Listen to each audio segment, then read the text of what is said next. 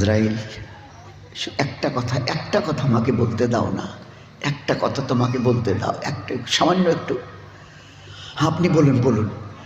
তো বলে, শোনো আজরাইল, তুমি যখন হাত বাড়িয়েছো তো আমি একটা অবস্থা বুঝতে পারছি, মানে একটা কষ্ট মতো ভাব অনুভব হচ্ছে আমার। তা তুমি একটা কাজ করো না, আজ থেকে নিয়ে আর কিয়ামত পর্যন্ত আমার যত উম্মতের রূহ তুমি বের করবে, আর রূহ বার করতে গিয়ে যে কষ্টগুলো তাদের হবে, এই আজরাইল সমস্ত কষ্ট আমার বুকের উপরে চাপিয়ে দাও, সমস্ত কষ্ট আমার উপরে চাপিয়ে দিয়ে আমার রূহকে বার করো। এরপরে আমার উম্মতের পুরুষ আর মেয়েদের রূহ তুমি যখন বার করবে, ওই সময় তারা যেন কোনো কষ্ট না পায়।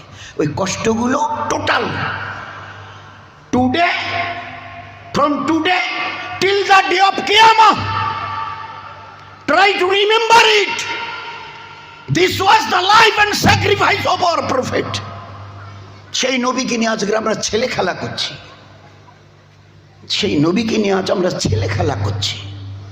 কোথায় নবীর জীবন ব্যবস্থা, জীবন, আর কোথায় উম্মতের জীবন ব্যবস্থা? আছে কোথাও মিল?